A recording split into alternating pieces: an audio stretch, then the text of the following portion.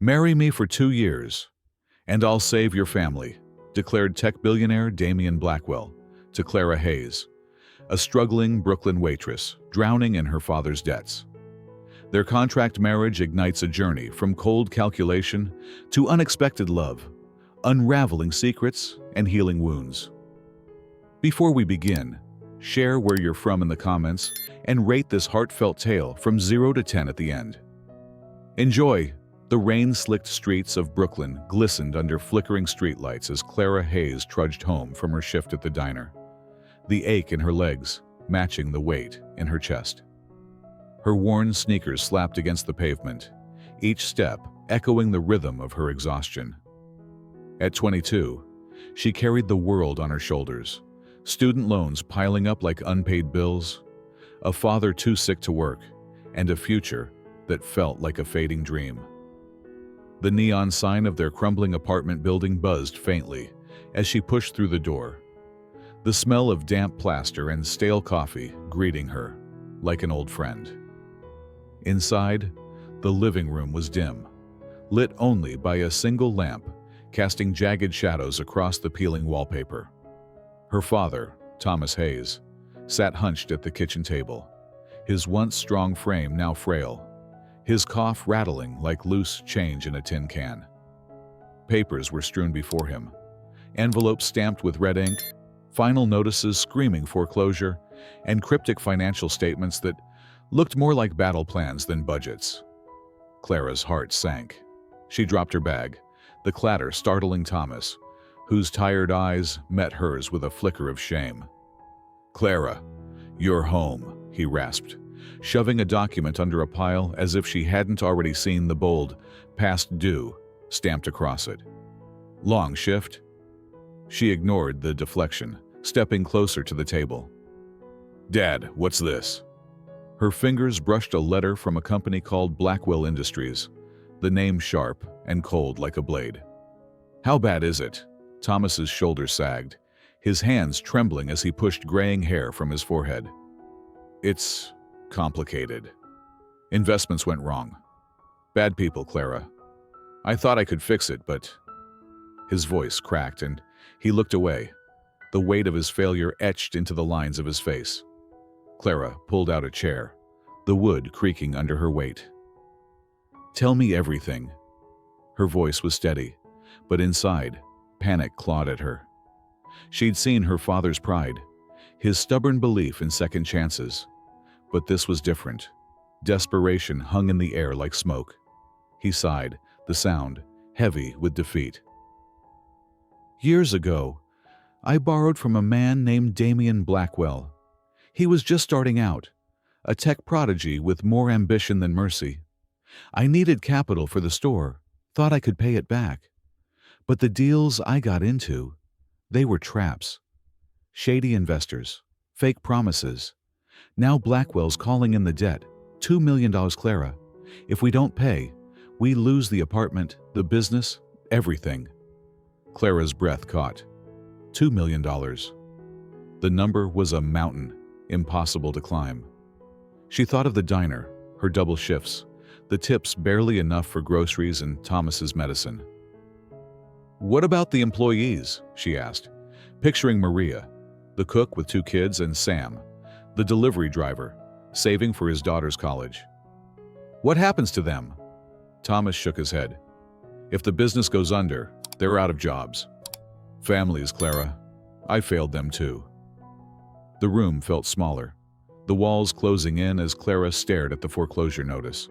Her Yale degree, earned through sleepless nights and scholarships, felt useless now. She dreamed of finance, of building a life beyond Brooklyn's gray streets. But reality was a cold slap. "There has to be a way," she said, more to herself than to him. "We can negotiate, find investors, something." Thomas's laugh was bitter, hollow. "Blackwell doesn't negotiate. He's not the forgiving type." "I tried, Clara. He wants a meeting tomorrow. Says it's our last chance." Her stomach twisted. Damian Blackwell. The name conjured images of a man in a sleek suit, his eyes sharp as glass, ruling an empire from a glass tower. She'd read about him in business journals. Ruthless, brilliant, a billionaire who'd clawed his way from nothing to dominate the tech world. And now he held their lives in his hands. The next morning, Clara stood outside Blackwell Industries' Manhattan headquarters, the skyscraper's reflective glass looming like a monolith. Her navy blazer, bought secondhand, felt out of place among the polished suits bustling around her. Thomas leaned on his cane beside her, his face pale but resolute. The elevator ride to the top floor was silent, the hum of machinery amplifying her dread. The executive suite was a world apart, marble floors gleaming, modern art screaming wealth, air thick with the scent of power. A sharply dressed assistant led them to a conference room where Damien Blackwell waited. He stood by a floor-to-ceiling window, his silhouette framed against the city skyline. Tall, lean, with dark hair and eyes that seemed to dissect everything, he exuded a stillness that unnerved Clara. His charcoal suit was immaculate, every detail calculated. "Mr. Hayes," Damien said, his voice smooth, but edged with ice. "Miss Hayes." His gaze lingered on Clara, assessing, unreadable. "Sit." Thomas eased into a chair, but Clara remained standing, her chin lifted. "You wanted to see us," she said, her tone steady despite the pulse hammering in her throat. Damien's lips twitched, not quite a smile. "Your father owes me $2 million. His business is insolvent, his assets worthless. Bankruptcy is inevitable within weeks." His words were clinical, like a doctor delivering a terminal diagnosis. "But I have a proposition." Clara's eyes narrowed. "What kind of proposition?" Damien stepped closer, his presence commanding the room. "My board demands stability, a public image of reliability. A wife would satisfy them, secure my control of the company." His gaze locked on Clara's. "Marry me for 2 years. In return, I'll clear your father's debt and ensure his employees keep their jobs." The words hit like a shockwave. Thomas surged to his feet, his cane clattering. "Absolutely not. My daughter isn't a bargaining chip." "Dad," Clara said sharply, her mind racing.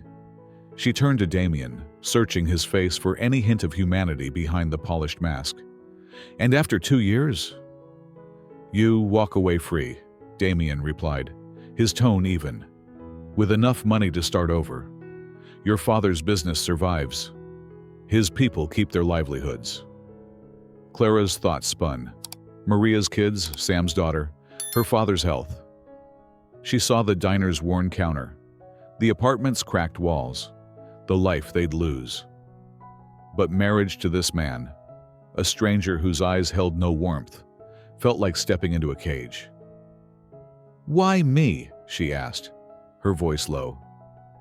Damien's expression didn't change, but something flickered in his eyes, calculation perhaps, or something deeper. "Because you're Thomas Hayes' daughter, and because you're strong enough to handle it." The room was silent, the city's hum a distant pulse. Clara's future hung on her answer, a choice between her family's survival and her own freedom. She glanced at Thomas, his face etched with guilt, and thought of the promises they'd made to protect those who depended on them. "I need time," she said finally. "You have 24 hours, Damien replied, his voice final. "After that, the offer expires." As they left the tower, Clara felt the weight of his words settle into her bones. The rain had stopped, but the air was heavy, the city's lights blurring into a haze. She was walking toward a decision that would change everything, into the shadow of a man who could either save her family or break her entirely. As Clara stepped out of Blackwell Industries' tower, the city's haze clung to her like damp wool, the weight of Damien's ultimatum pressing into her bones. 24 hours to decide her fate, to trade her freedom for her family's survival. The choice loomed like a storm cloud, and as she and Thomas rode the subway back to Brooklyn, the clatter of the train couldn't drown out the question echoing in her mind. Could she marry a man whose eyes held no warmth, whose world was built on control? By dawn, Clara had made her choice. The diner's fluorescent lights buzzed as she poured coffee for the early crowd, her hands steady despite the sleepless night. Thomas sat in a corner booth, his cane propped against the wall, watching her with eyes full of guilt. She'd told him her decision at 3 a.m., her voice firm as she laid out the math. 2 years of marriage to Damien Blackwell would save their home, his business, and the jobs of Maria, Sam, and the others. Thomas had protested, his voice hoarse, but Clara had cut him off. "It's not just about us, Dad. It's about them." Now, as she wiped the counter, she dialed Damien's office, her heart pounding like a jackhammer. "I accept," she said, when his assistant patched her through. His reply was curt. "Be at City Hall tomorrow, 10 a.m. My team will handle the details." The next morning, Clara stood before a cracked mirror in their apartment, adjusting a simple gray dress that hugged her frame without fanfare. It wasn't bridal, but it was deliberate, professional, like the contract she was about to sign. Her dark hair was pulled back, her face bare, except for a swipe of lip gloss. She wasn't here to play the blushing bride. Thomas, in his best suit, looked older than his 50 years, his hand trembling on his cane as they stepped into the cab, bound for Manhattan. City Hall was a maze of bureaucracy, its marble halls echoing with hurried footsteps and muted voices. Damien waited in a small ceremony room, his charcoal suit sharp as a blade, his presence filling the space like smoke. His assistant, a wiry man named Victor, stood nearby with a leather folder, papers neatly stacked. No flowers, no music, just the hum of fluorescent lights and the weight of obligation. Clara met Damien's gaze, searching for a crack in his armor, but his dark eyes gave nothing away. "Ready?" he asked, his voice low, like gravel underfoot. "As I'll ever be," she replied, her tone steady, but her pulse racing. The officiant, a tired-looking woman with glasses perched on her nose, rattled through the vows with mechanical precision. Clara's "I do" felt like signing a lease, not a love story. Damien's voice was equally clipped, his hand cool as he slid a plain gold band onto her finger. The kiss was perfunctory, a brush of lips that left no warmth, only the faint taste of his mint gum. Victor clapped politely, the sound hollow in the sterile room. Thomas looked away, his jaw tight.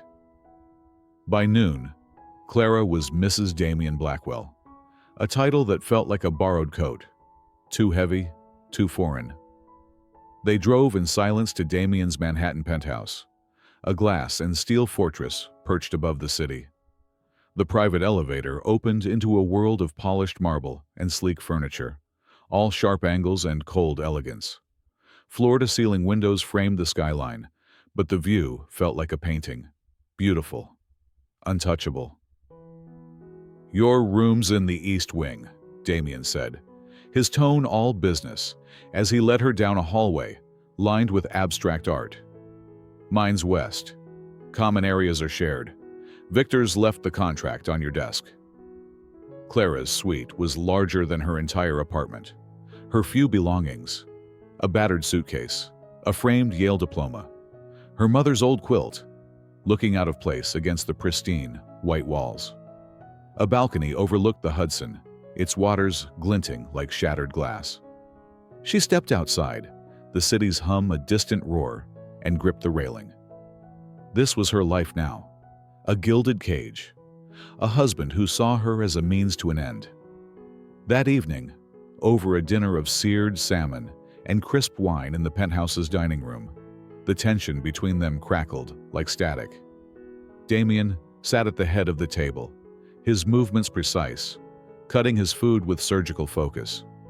Clara pushed her plate away, her appetite gone. "So, what's the plan?" she asked, her voice sharp. "I play the perfect wife at your board meetings, smile for the cameras, and then what?" Damien's fork paused midair. "You attend events, consult on our American expansion, and maintain the image of stability. In return, your father's debt is cleared, his business survives, and you get a generous allowance." His eyes met hers, unyielding. "This isn't a fairy tale, Clara. It's a deal." She leaned forward, her fingers tightening around her glass. "And what if I don't play along? What if I'm not the obedient wife you expect?" His lips twitched, almost a smile, but it didn't reach his eyes. "Then you risk everything. Your father's business, his employees, your home." "I don't bluff, Clara."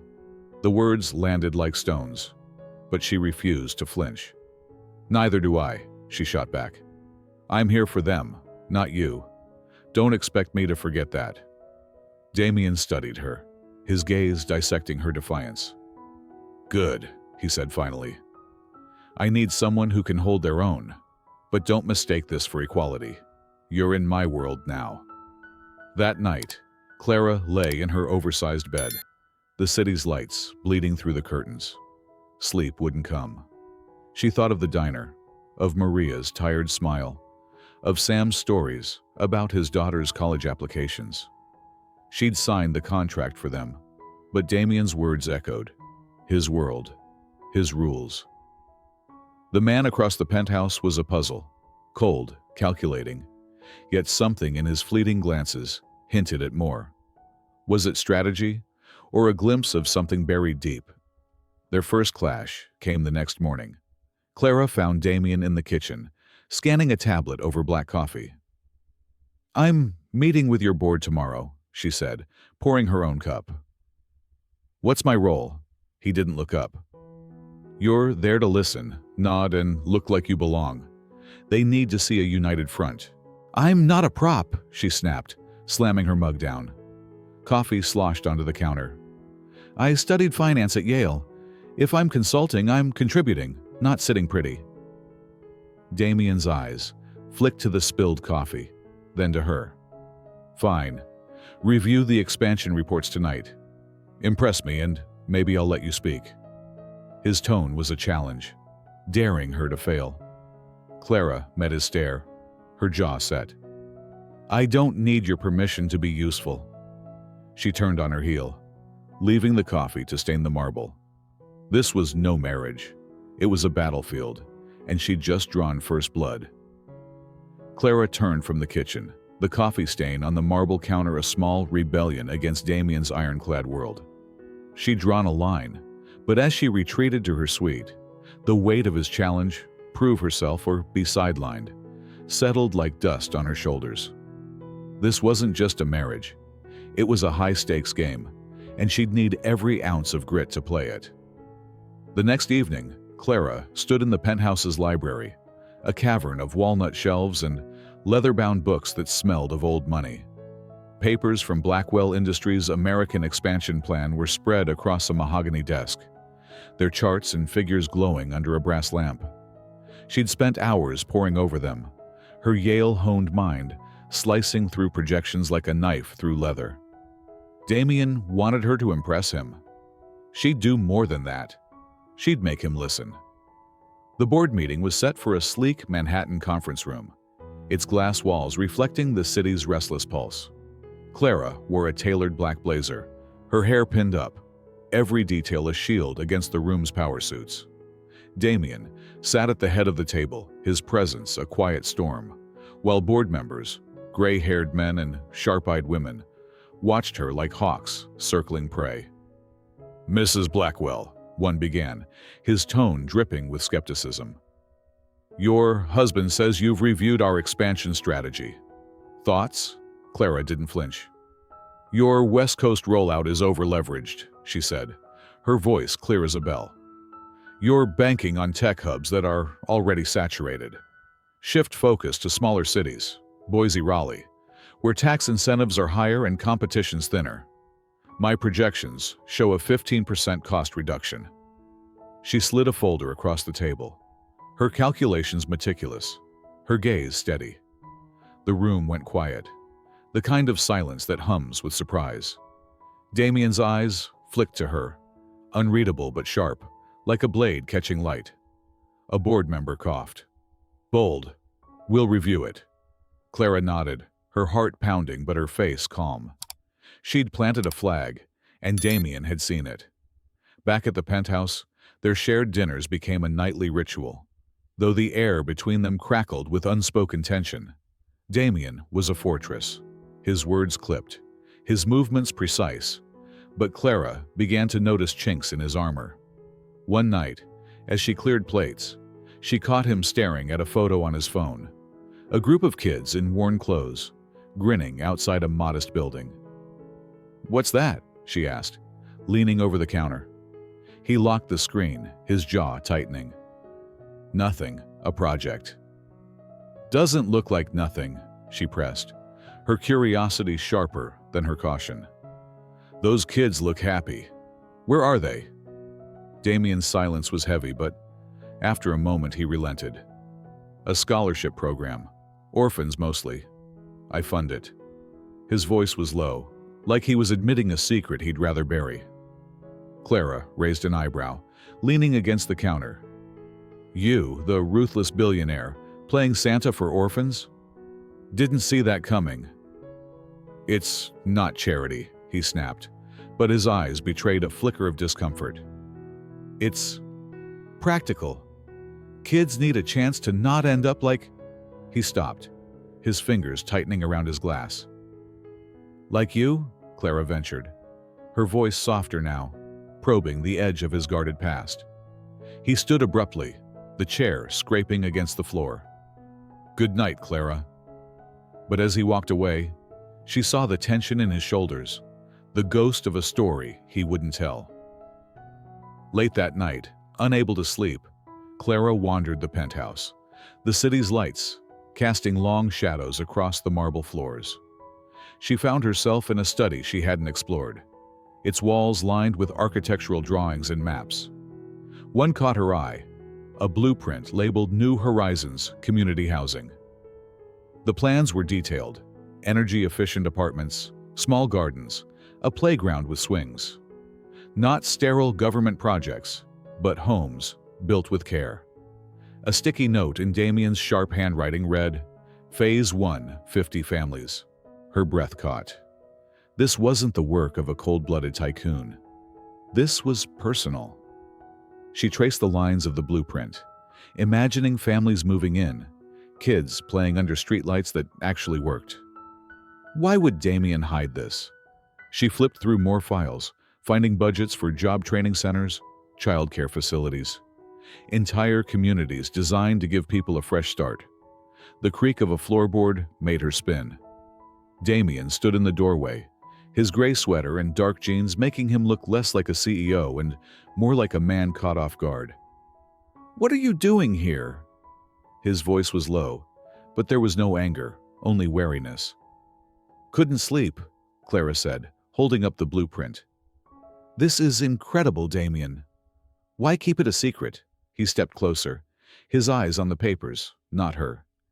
"It's not a secret, it's just mine." His voice was rough, like he was dragging the words from a locked chest. "My mother left when I was 8. My father died in debt. We had nothing, no home, no safety net. I know what it's like to need a second chance." Clara's chest tightened. For the first time, she saw not the billionaire, but the boy who'd lost everything.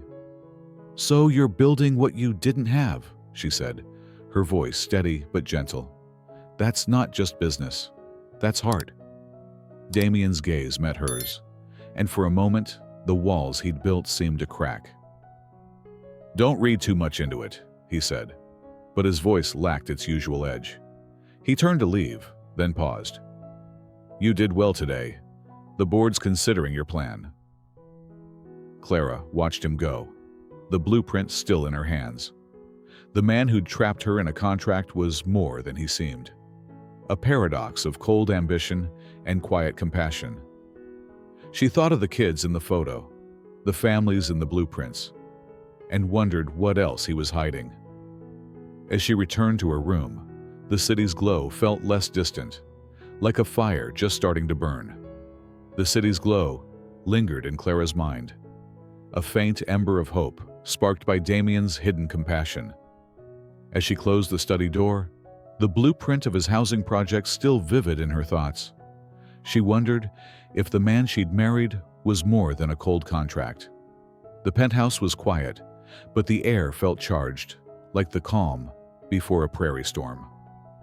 Morning broke with a rare invitation. Damien's assistant, Victor, handed Clara a sleek envelope over breakfast, the paper heavy with embossed gold. "Mr. Blackwell requests your presence at tonight's gala," he said, his tone clipped. "It's for the New Horizons project. Dress code's black tie." Clara's eyes flicked to Damien, who was scanning his tablet, his face unreadable. A public appearance as his wife, not just a boardroom prop. This was new territory. The gala was held in a midtown hotel. Its ballroom, a glittering sea of crystal chandeliers and tailored tuxedos. Clara stepped in, wearing an emerald gown that hugged her frame like sagebrush to a canyon wall, its fabric catching the light as she moved. Damien, in a black tuxedo, offered his arm, his touch firm but distant. "Stay close," he murmured. "The board's watching." She nodded, her jaw tight, but the weight of his hand sent a jolt through her, like static from a wool blanket. The room buzzed with Manhattan's elite, bankers, tech moguls, philanthropists with smiles sharp as barbed wire. Clara played her role, shaking hands, nodding at small talk about market trends and charity boards. But her eyes kept drifting to Damien, who worked the crowd with practiced ease, his charm a polished blade. When a silver-haired investor asked about New Horizons, Damien's answer was smooth. "Affordable housing with sustainable tech. Good for communities, good for business." Clara caught the flicker of pride in his voice, the same she'd heard in the study, and it stirred something in her chest. Later, as a string quartet filled the air with mournful notes, Damien led her to the dance floor. His hand settled on her waist, warm through the silk of her gown, guiding her with a sureness that made her breath catch. "You're not bad at this," she said, her voice light but her pulse heavy, like a river after rain. "My mother taught me," he replied, his eyes on hers, closer than they'd ever been. "Said a man should know how to move without stepping on toes."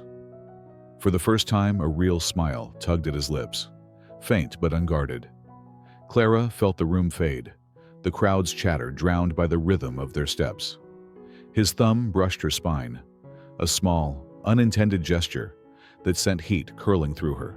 The moment broke when a board member tapped Damien's shoulder, pulling him into a discussion about stock prices. Clara slipped away to the bar, her heart still racing.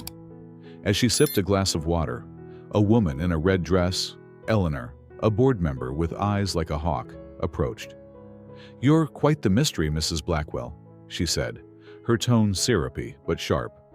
"How does a waitress land a man like Damien?" Clara's grip tightened on her glass. "I'm here because I earned it," she said, her voice steady. "Same as you." Eleanor's smile faltered and Clara walked away, her defiance a quiet fire. Back at the penthouse, the night's tension lingered. Clara found Damien in the living room, his tie loosened, a glass of bourbon in his hand. "You held your own tonight," he said, his voice low, like wind over a dry plain. "Eleanor doesn't rattle easily." "She's not the only one," Clara shot back, kicking off her heels. She sat across from him, the city's lights painting shadows across the floor. "Why'd you bring me tonight?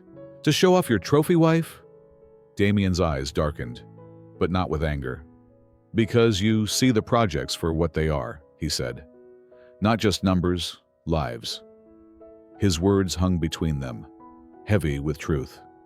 Clara leaned forward, her elbows on her knees. "Then why hide them? Why not let the world know you're more than a suit?"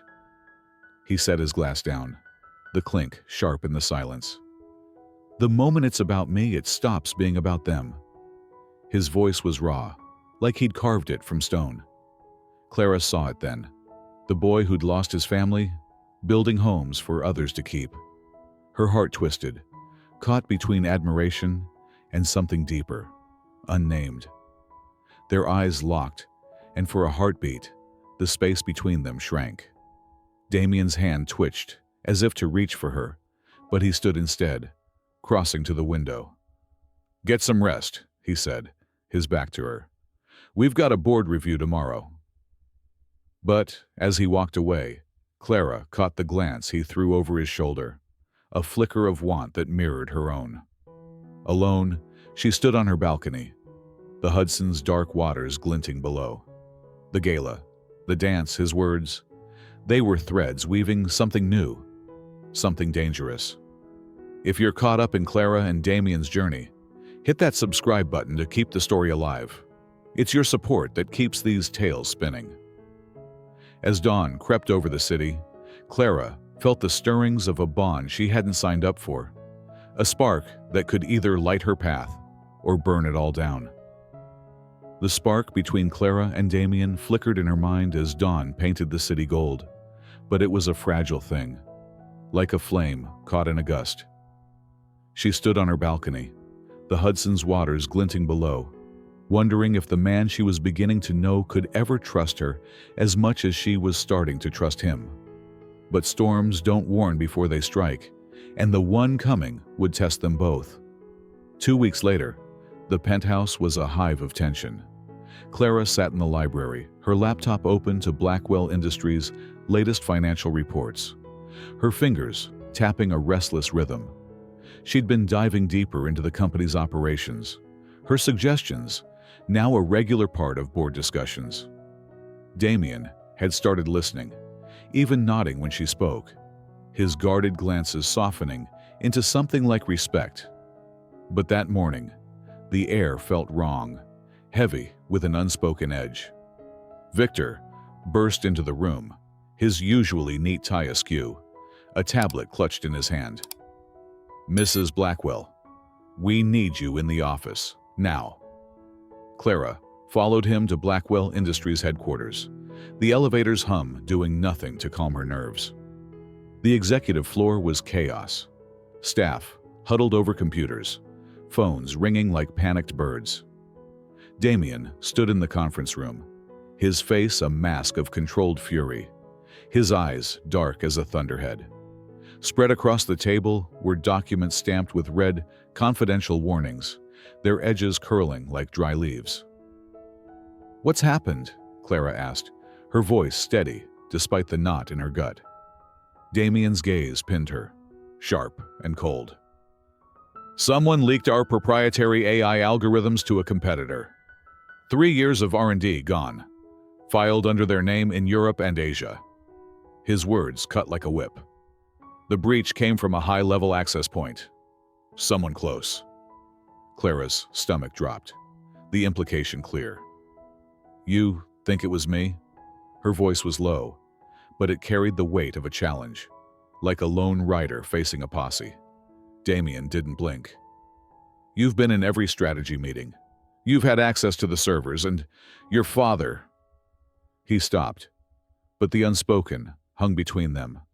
Thomas Hayes, the man who'd owed Damien millions, the man whose debt had forced this marriage. Her hands clenched, nails biting into her palms. "I've been working to save your company, not destroy it. You know that." She stepped closer, her eyes locked on his.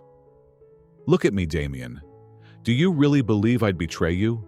For a moment, his mask slipped, doubt flickering in his eyes like a shadow crossing the plains. But then his jaw tightened, and the wall slammed back up. "I don't know what to believe," he said, his voice low and hard. "But I know your father hated me for years. Maybe this was his long game." The accusation hit like a bullet, and Clara felt the air leave her lungs. She thought of the nights they'd spent arguing over expansion plans, the gala where his hand had warmed her waist, the blueprints that revealed his heart. All of it felt like dust now, scattered by his distrust. "You're wrong," she said, her voice shaking but firm, "and you're letting your past blind you." Before Damien could respond, Victor interrupted, his face pale. "Sir, the board's demanding a meeting. They want answers." Damien nodded, his eyes still on Clara. "Stay out of this," he told her, his tone final. "Until we know the truth, you're sidelined." Clara left the office, the city's roar a dull hum in her ears. Back at the penthouse, she paced her suite, the walls closing in like canyon cliffs. She thought of calling Thomas, but what could he say? Damien's words echoed. A long game. The idea that her father could have orchestrated this cut deep. But she knew him. He was flawed, desperate, but not a traitor. She sank onto the bed, her mother's quilt rough under her fingers, and felt the sting of betrayal. Not from Thomas, but from Damien, who'd seen her as a pawn before he'd ever seen her as a wife. By evening, the news hit the wires. Blackwell Industries' stock was plummeting, competitors crowing over their stolen tech. Clara's phone buzzed with a call from her friend Lila, a Brooklyn bartender who'd always been her anchor. "Clara, it's all over X. They're saying Blackwell's done for. You okay?" "He thinks I did it," Clara said, her voice barely above a whisper. "After everything, he thinks I'm the enemy." Lila's sigh crackled through the line. "Men like that build walls higher than the Rockies. You've got to decide if you're climbing them or walking away." Clara hung up, her eyes drifting to the city beyond her window. The skyline, once a symbol of possibility, now looked like a cage. She thought of the families in Damien's housing projects, the kids he'd quietly helped, the man who'd danced with her under chandeliers. That man was gone, replaced by a stranger who saw her as a threat. But Clara wasn't one to run from a fight. She opened her laptop, her fingers flying over the keys as she dug into Blackwell's server logs, searching for the truth. If Damien wouldn't trust her, she'd find the real traitor, someone who'd played them both, someone who knew how to twist the knife. Clara's fingers hovered over the laptop keys, the city's skyline a cold constellation beyond her window. Damien's betrayal stung like a snakebite, but she wasn't one to lie down and bleed. If he wouldn't see the truth, she'd dig it up herself, clawing through the digital dirt of Blackwell Industries servers to find the traitor who'd torn them apart. The penthouse was a tomb at 2 a.m., its silence broken only by the soft hum of her laptop fan. Clara's eyes burned from hours of tracing server logs, her Yale finance skills repurposed into a hunt for patterns in access codes and timestamps. The leaked AI algorithms weren't a random hit. Someone had known exactly which files to steal, which systems to breach. She cross-referenced employee records, flagging anyone with high-level clearance. Names flickered on her screen like wanted posters. Victor, the board members, a handful of tech leads. But one name kept surfacing in the shadows. Vincent Marlowe, a former VP fired years ago for ethics violations, now running a rival firm called Apex Dynamics. Clara's pulse quickened. Marlowe's name was tied to a series of encrypted emails buried in the server's archives, sent from a dummy account to an offshore IP. She cracked open a can of soda, the fizz sharp against the quiet, and called Lila, her friend in Brooklyn who'd moonlighted as a hacker before settling as a bartender. "I need you to trace something," Clara said, her voice low, like a conspirator in a saloon. "Can you break into Apex's financials without leaving a trail?" Lila's laugh was dry as sagebrush. "You're playing with fire, girl. Send me the details." "By dawn," Lila called back, her voice tight. "Marlowe's been funneling money through shell companies, betting against Blackwell stock. He's got a paper trail a mile long, transfers to a Swiss account tied to those stolen patents."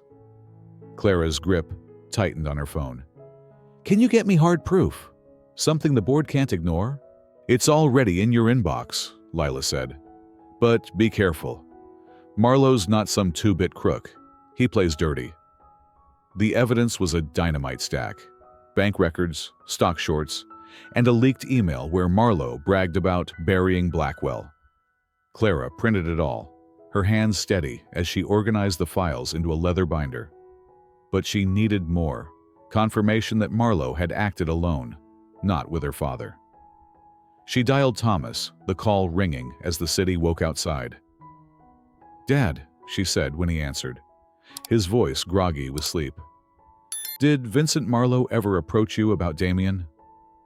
Thomas's silence was heavy, like a storm rolling in. "He called last year," he admitted. "Offered to tank Blackwell's company if I helped. Said it'd settle old scores. I told him no, Clara, I swear." Her heart clenched, but she believed him. "Why didn't you tell me?" "I was ashamed," he said, his voice cracking. "I didn't want you to know I'd even considered it." Clara hung up, the binder heavy in her hands.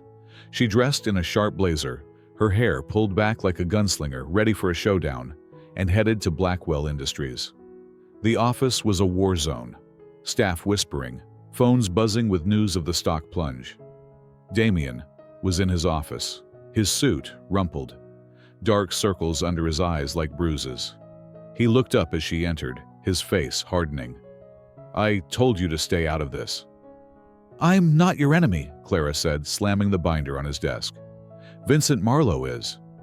He's been shorting your stock, funding Apex to steal your patents. It's all here, bank transfers, emails, everything." She flipped open the binder, pointing to a highlighted transaction. "He acted alone. My father said no to him." Damien's eyes scanned the pages, his jaw tight as a coiled spring. The room was silent, the city's hum a distant drone. "You did this?" he asked, his voice low, like wind over a barren plain. "For you," Clara said, her voice steady but raw. "For the company. For the people who'll lose everything if it falls." She thought of the families in New Horizons, the kids in the scholarship program, the man who danced with her and almost let her in. "I'm not your pawn, Damien. I'm your wife."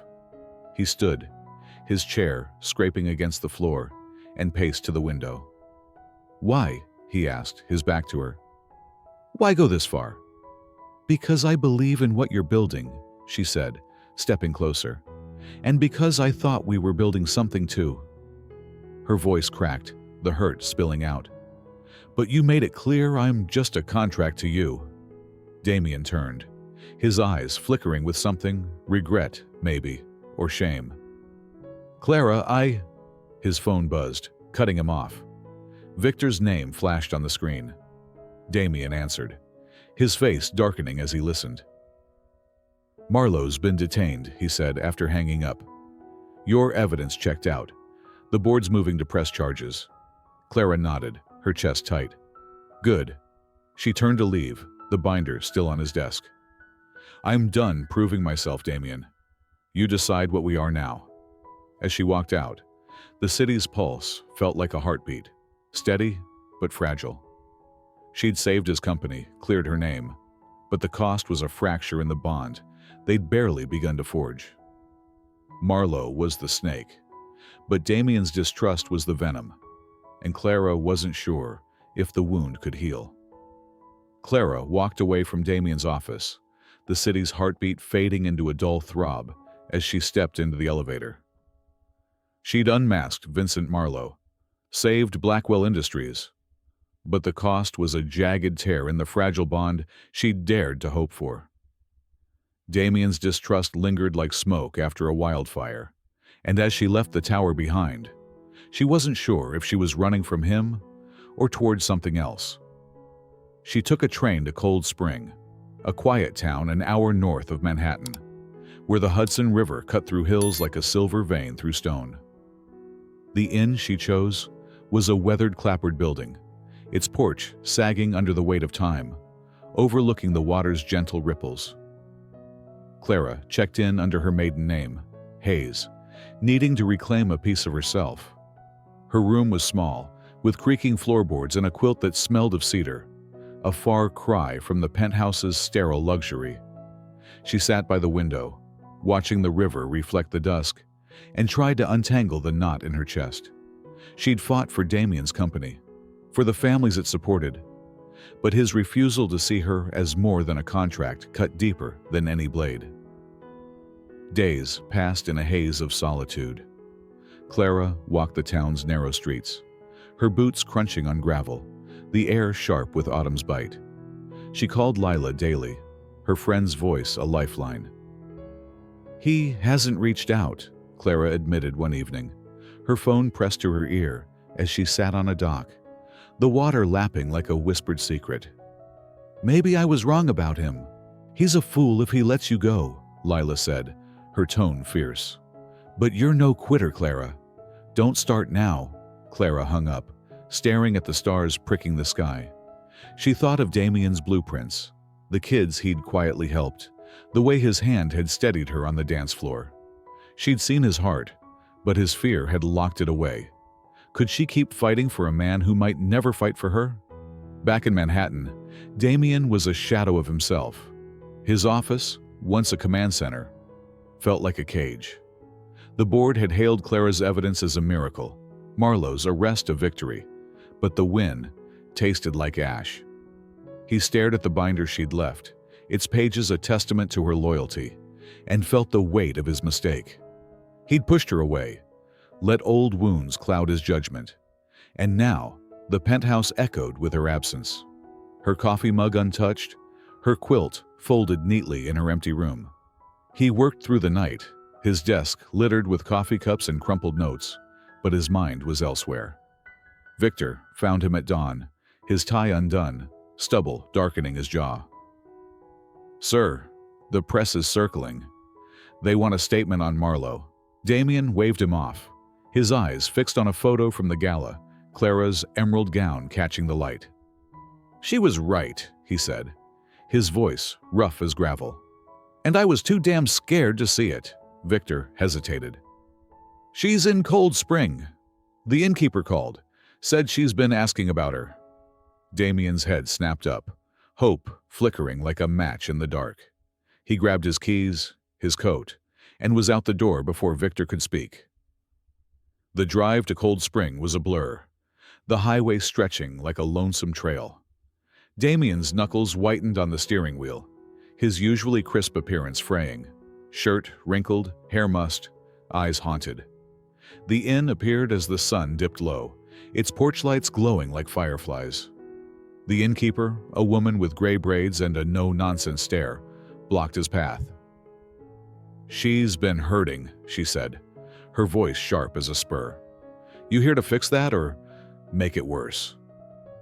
"To fix it," Damien said, his voice steady but raw. "If she'll let me." The innkeeper pointed to the dock, where Clara sat, her silhouette small against the river's expanse. Her jeans were rolled up, her feet skimming the water, her dark hair loose in the breeze. Damien approached, his boots heavy on the wooden planks, each step a reckoning. "Clara," he said, his voice breaking the evening's quiet. She turned, her eyes wary, like a deer caught in a hunter's sights. "What are you doing here?" He stopped a few feet away, his hands in his pockets, as if afraid to reach out. "Marlowe's confessed. You saved the company. You were right about everything." His words were heavy, like stones dropped in still water. "And I was wrong." Clara stood, her arms crossed, the river's chill biting her skin. "Wrong about what, Damien? That I'm a spy? Or that I'm just a contract you can toss aside?" He flinched, his eyes raw with regret. "I was scared," he admitted, his voice low, like wind through a canyon. "Everyone I've trusted has left. My mother, my father. I thought if I pushed you away first it wouldn't hurt when you did." He stepped closer, his breath visible in the cold. "But losing you hurts worse than anything." Clara's throat tightened, her heart caught between anger and hope. "You didn't just push me away. You accused me of destroying you." "I know," he said, his voice cracking, "and I'll spend the rest of my life making it right if you'll give me the chance." He pulled a small box from his pocket, opening it to reveal a sapphire ring, its stone deep as the river behind her. "I don't want 2 years, Clara. I want forever. Not because of a deal, but because I love you." Her breath caught, the words hitting like a sudden gust. She searched his face, seeing the boy who'd lost everything, the man who'd built an empire to hide his pain, and the one standing before her now, stripped bare. "Love isn't enough," she said, her voice steady but soft. "I need trust." "You have it," he said, his eyes never leaving hers. "I trust you with my company, my life, my heart. Come home, Clara, let me prove it." She looked at the ring, then at the river, its current steady despite the coming night. The wound was still fresh, but his words felt like a bridge, shaky, but real. "I'll come back," she said finally, her voice firm. "But this time it's on my terms. No walls, no games." Damien nodded, relief flooding his face like sunlight breaking through clouds. "No walls," he promised, slipping the ring onto her finger, his touch warm and careful. As they stood on the dock, the river flowing beneath them, Clara felt the first stirrings of a new beginning, one built on truth instead of contracts. Clara stood on the dock, the sapphire ring heavy on her finger, Damien's promise of trust echoing like a vow renewed. The Hudson's current carried away the last of her doubts, its steady flow a reminder that some things endure despite the storms. As they drove back to Manhattan, the silence between them wasn't tense but alive, like the quiet of a prairie before dawn, full of unspoken possibilities. 6 months later, the New Horizons community garden bloomed under a late spring sky, its wildflowers a riot of color against the modest apartment buildings. Clara had chosen this place for their second wedding, not a sterile hall, but a living testament to Damien's quiet compassion. The air smelled of fresh earth and lilacs, and the families from the housing project mingled with friends from Brooklyn, their laughter weaving through the breeze. Clara stood in a small tent, adjusting her dress, a simple white gown, its lace soft as cottonwood fluff, altered from her mother's wedding dress. Lila fussed with her veil, her eyes bright with pride. "You sure about this, Clara?" she asked, her voice teasing but warm. "No contracts this time?" Clara smiled, her reflection steady in a handheld mirror. "Just love," she said, her voice firm as bedrock. "And a promise we both mean." Across the garden, Damien waited under an arch of woven branches, his black suit, tailored but unpretentious, his eyes scanning the crowd for her. The man who'd once hidden behind a fortress of control now stood open, his face softened by a nervous hope. Victor, his best man, adjusted his tie, muttering something about schedules, but Damien's focus was elsewhere, his hands fidgeting with a single daisy he'd plucked from the garden. The music started, a lone guitarist strumming a melody that felt like a river's flow, gentle but unstoppable. Clara stepped out, her boots replaced by soft flats, the gown swaying as she walked the path lined with wildflowers. The crowd hushed, their faces a blur of warmth. Maria from the diner, Sam with his daughter, Thomas leaning on his cane, his eyes wet with pride. But Clara saw only Damien, his gaze locking on hers, the same vulnerability she'd glimpsed on that cold spring dock now laid bare. The officiant, a local pastor with a voice like weathered oak, spoke of love as a choice, a fire tended through storms. Clara's vows came first, her words clear as a desert sky. "Damien, I chose you once to save my family, but today, I choose you for me. You're not perfect, and neither am I. But together, we're something real. I promise to fight for us, to trust you, to build a life where no one's left behind." Her voice caught on the last words, thinking of the families around them, the lives they'd both fought for. Damien's vows were quieter, but they carried the weight of a man who'd torn down his walls. "Clara, you saw me when I couldn't see myself. You saved my company, my purpose, and you broke through every defense I had. I promise to trust you, to love you, not just for today, but for every day we're given." His voice cracked, and he slipped a new band beside the sapphire ring, its gold etched with a tiny wildflower pattern. The pastor pronounced them husband and wife, and Damien's kiss was nothing like their first. A tentative brush in a sterile hall. This was deep, fierce, a claim made not out of duty but desire, sealing a bond forged in fire. The crowd cheered, kids tossing petals that floated like dust motes in the sunlight, and Clara laughed, her heart lighter than it had ever been. The reception unfolded in the garden, tables draped with burlap and mason jars glowing with candles. Clara and Damien moved through the crowd, her hand in his, their fingers intertwined like roots of an old oak. Thomas pulled her into a hug, his voice rough with emotion. "Your mother would be proud," he said, and Clara felt her eyes sting, knowing he was right. As the sun dipped low, painting the sky in hues of amber and rose, Damien led Clara to a quiet corner of the garden. A small swing hung from a tree, built for the kids of New Horizons, but empty now. They sat, the ropes creaking under their weight, and looked out at the community they'd helped grow.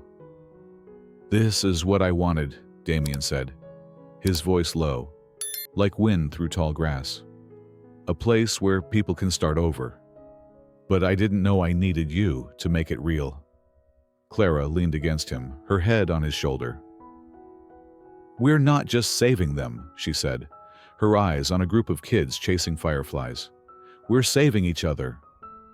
The words felt like a truth carved in stone, a promise that their love, born from a cold contract, had grown into something wild and enduring. As night fell, the stars emerged, sharp against the velvet sky. The guitarist played on, and Clara and Damien danced again, not for a crowd, but for themselves, their steps sure on the uneven earth. The garden, the families, the life they were building. It was all a testament to what they'd overcome. From a marriage of convenience to a love that burned steady, they'd found their way, not just to each other, but to a future where trust was the foundation, not a gamble. As Clara and Damien's love story fades into the starlit night, I hope their journey from a cold contract to a fiery, enduring bond has stirred something in you. Share your thoughts below. Where are you watching from? And what did this tale mean to you? Thank you for joining me in this wild ride through trust and redemption. I'll see you in the next story, ready to chase new horizons together.